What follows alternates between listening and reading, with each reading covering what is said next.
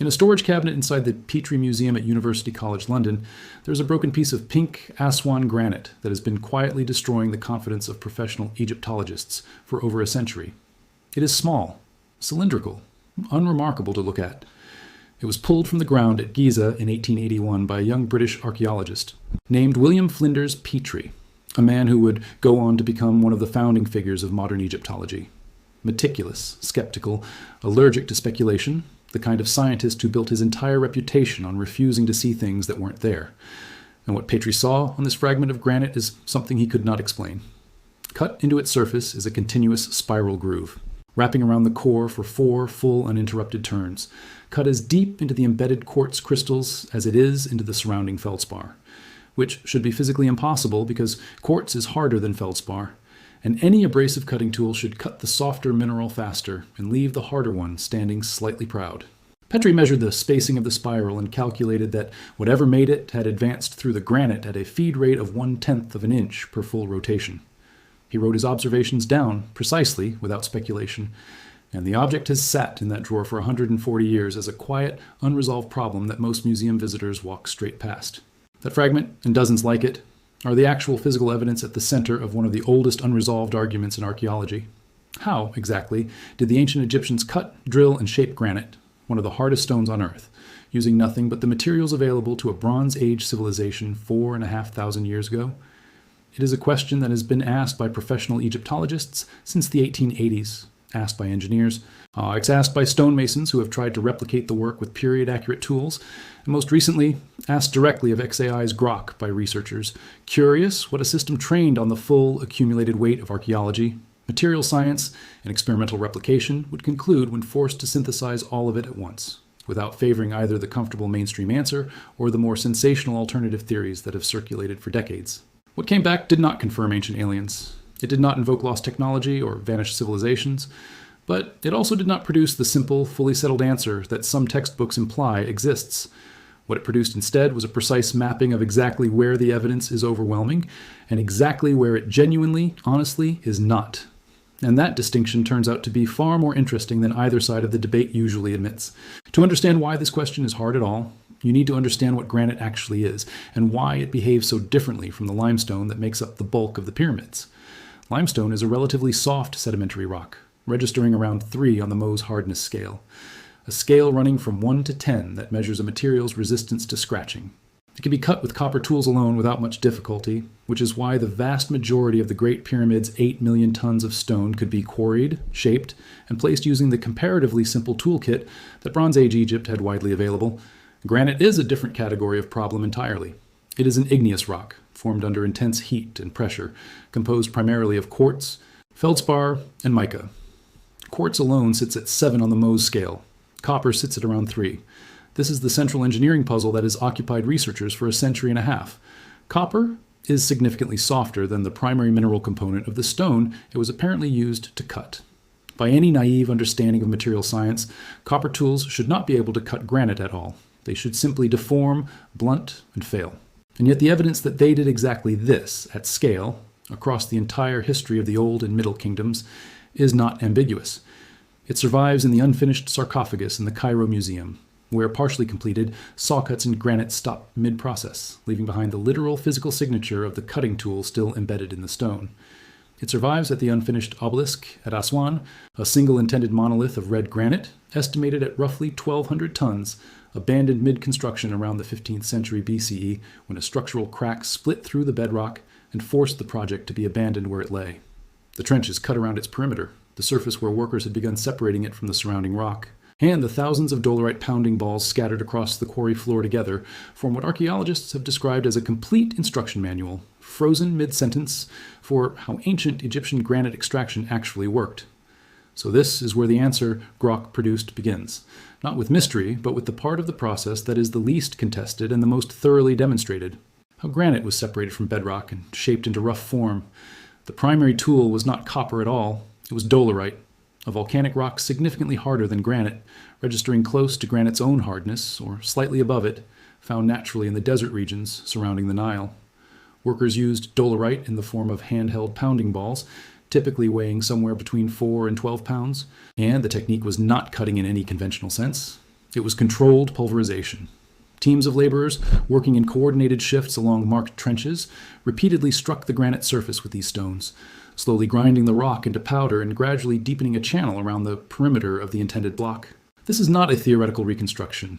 It is directly observable at the Aswan quarry, where measurements across the entire 42-meter length of the abandoned obelisk show variations of less than a centimeter in the straightness and consistency of the carved trenches, a level of precision achieved entirely by eye, by hand, by teams of workers operating under what appears to have been rigorous supervision and a standardized technique passed down through specialized labor.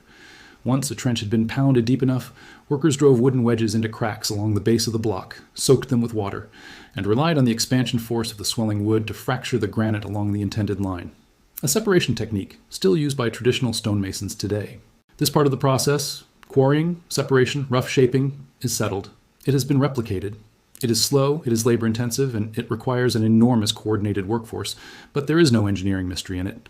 Pulverization with a harder stone is not an exotic technology. It works exactly the way you would expect it to.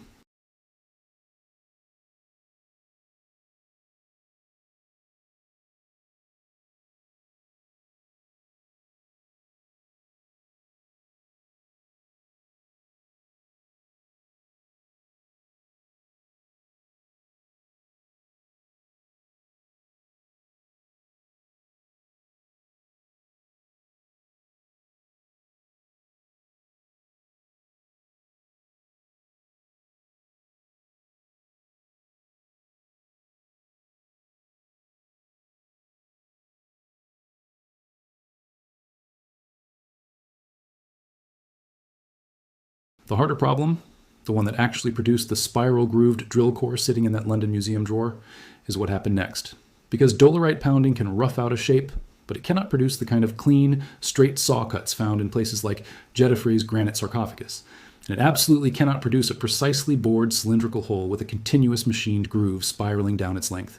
This is where copper re-enters the picture, and this is where the genuinely clever part of ancient Egyptian engineering becomes visible, because the Egyptians appear to have solved the hardness problem not by making copper harder, which is not physically possible with the metallurgy available to them, but by changing what was actually doing the cutting. Copper was never meant to cut granite by itself. Copper was the delivery mechanism for an abrasive. In a series of rigorous experimental archaeology trials conducted by engineer and Egyptologist Dennis Stocks across the 1980s and 1990s, and published in detail in his book Experiments in Egyptian Archaeology, this exact mechanism was tested directly against real Aswan granite using reconstructed period-accurate tools. Stocks built a copper slabbing saw to scale, a flat blade roughly 6 millimeters thick and nearly 2 meters long, and tested it against a granite block. But the critical variable was not the copper blade itself. It was quartz sand poured directly into the cutting groove beneath the blade. Quartz registers at 7 on the Mohs scale, identical to the hardest mineral component in granite itself. The copper blade was never the cutting edge. It was simply the mechanism applying downward pressure and back and forth motion to drag the sand crystals across the stone, grinding it away one microscopic abrasion at a time. It worked. In one documented trial, 2 workers operating the saw together cut a slot 3 centimeters deep and 95 centimeters long in approximately 14 hours of continuous labor. The copper blade itself wore down significantly during the process, nearly 8 millimeters of material lost from the cutting edge, which actually explains something that has puzzled researchers independently: the enormous quantities of copper that Old Kingdom Egypt was importing from mining operations in the Sinai Peninsula. The tools were consumable. They were not meant to last. They were sacrificed, deliberately, as the price of moving an abrasive material through solid stone. Stocks ran parallel experiments using a hollow copper tube instead of a flat blade, again with quartz sand as the actual cutting agent, to test whether the same principle could explain the precisely bored cylindrical holes found throughout Old Kingdom granite artifacts. Sarcophagi, vessels, and architectural elements that required clean circular drilling rather than straight sawing. The tube, rotated under pressure with sand packed into the cutting channel, produced exactly the kind of concentric drilling pattern visible on surviving Egyptian artifacts. Crucially, when the sand was applied loose, rather than embedded into the copper itself, the resulting drill cores did not show the kind of regular, sharply defined lines that some researchers had proposed indicated a fixed cutting point, like a diamond or other hard jewel tip set directly into the tool. The loose abrasive method produced a more irregular, naturally varying pattern consistent with random crystal contact, exactly matching what is found on the vast majority of surviving Egyptian drill cores. This is the mainstream consensus, and it is genuinely well supported. Tube drilling with sand abrasive, copper sawing with sand abrasive, dolerite pounding for rough quarrying, water expansion wedge splitting for separation, and finishing work using flint and chert chisels. Flint registers around 7 on the Mohs scale, hard enough to engrave fine detail into granite directly without any abrasive intermediary at all, and surviving flint chisels have been recovered from Old Kingdom sites, including a 15-inch example found in Khufu's boat pit at Giza. Put together, this toolkit explains the overwhelming majority of granite working evidence found across Egypt, the sarcophagi, the obelisks, the temple elements, the architectural blocks lining the king's chamber deep inside the Great Pyramid. And this is exactly where the honest part of Grok's synthesis becomes important, because the consensus toolkit does not cleanly explain everything. It explains the mechanism, it does not fully explain the precision in every documented case, and the Petrie spiral-grooved core is the clearest example of where the gap actually sits. Petrie's original observation, made in 1883 and repeated in his subsequent published work, was specific and measured rather than speculative. The groove on the artifact he catalogued as core number 7 was not a single scratch or an irregular abrasion pattern. It was, in his own words, a regular spiral, symmetrical with the axis of the core, traceable continuously for 4 full turns with scarcely any interruption, and, critically, cut to a consistent depth through both the harder quartz crystals and the softer feldspar simultaneously, rather than cutting unevenly between the two materials, as a loose abrasive process would be expected to do. This specific detail is what later researchers have spent decades arguing about.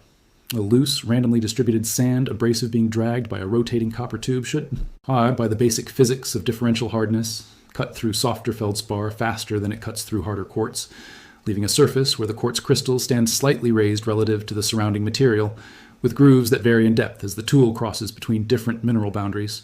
That is, in fact, exactly what Stock's experimental cores showed, and exactly what the majority of surviving Egyptian drill cores demonstrate. But core number 7, according to Petrie's direct physical measurement, does not show that pattern. It shows uniform depth across both materials and a continuous, mathematically regular spiral pitch. In 1999, 2 engineers from Rolls-Royce Aerospace in Indianapolis, Eric Wilson and Joshua Gear, conducted an independent physical examination of core number 7 and several related artifacts held at the Petrie Museum, specifically to test whether Petrie's original description held up under modern measurement. Their conclusion added to a small but persistent body of qualified technical examination, affirming that the grooves are genuinely spiral in structure, not a series of disconnected rings that happen to appear continuous from a casual viewing angle, directly contradicting an earlier counter-analysis published by researchers John Reed and Harry Brownlee, who had argued the marks were simply common ring patterns identical to ordinary modern quarry cores. This is not a settled disagreement. It is a live one, conducted by credentialed engineers and archaeologists on both sides, about the physical characteristics of a single surviving object. And it matters because the explanation that satisfies it has to account for a level of mechanical consistency. Uniform cutting depth across minerals of different hardness, combined with a mathematically regular spiral pitch sustained across multiple rotations, that loose hand-applied sand abrasive, by its basic physical nature, struggles to reliably produce.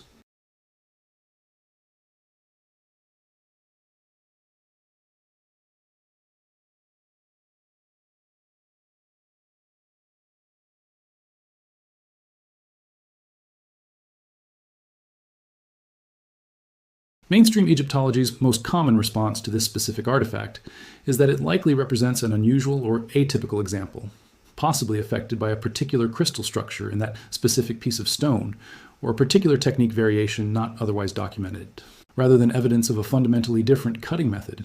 This is a reasonable position. It is also, on its own terms, somewhat unsatisfying, because it requires treating one of the most precisely measured and most repeatedly verified artifacts in the entire corpus of Egyptian stoneworking evidence as an unexplained outlier rather than engaging directly with what its specific measurements actually show.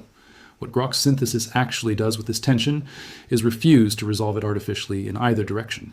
It does not claim, as some alternative history commentators have, that core number 7 proves the existence of lost advanced machining technology, fixed jewel-point drill bits, or any externally sourced engineering knowledge. There is no supporting evidence anywhere else in the archaeological record for such tools. No surviving examples, no depictions in tomb art, no plausible source material in Bronze Age, Egypt capable of producing a cutting point harder than the quartz itself, since diamond, the only natural material that would reliably outperform quartz in this context, has never been found incorporated into any confirmed ancient Egyptian tool. But it also does not pretend the mainstream sand and copper model has fully closed the case on every surviving artifact. Because the physical measurements on this specific object, repeated independently across more than a century by multiple credentialed examiners, have not actually been overturned.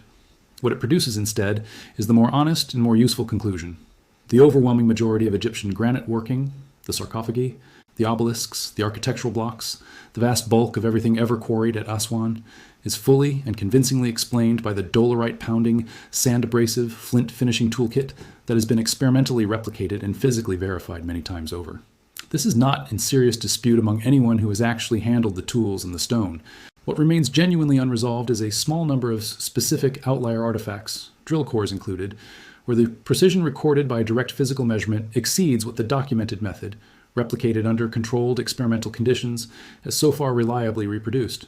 That gap may eventually close as more sophisticated examination techniques are applied, as more replication work refines exactly how skilled workers using simple tools across decades of accumulated craft expertise could exceed what a modern experimental team manages to replicate in a handful of trial runs.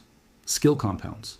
A team of stoneworkers who spent their entire working lives, generation after generation, refining a single repetitive technique may simply have achieved a level of operational consistency that a short-term modern experiment, however carefully designed, has not yet matched. This is, in the end, the answer that genuinely surprised people when they actually read it rather than the headline summarizing it. Not because it confirmed a secret, not because it revealed a hidden civilization or a forgotten technology, but because it refused to flatten a genuinely complicated body of physical evidence into either of the two comfortable stories that usually get told about it. It did not say the Egyptians definitely had no unresolved mysteries in their stoneworking record, which is the oversimplified version of the mainstream position that gets repeated in textbooks and documentaries without engaging with artifacts like core number 7 at all. And it did not say the unresolved measurements on a handful of outlier objects constitute proof of vanished advanced technology, which is the oversimplified version of the alternative position that ignores just how thoroughly the bulk of the evidence has actually been explained.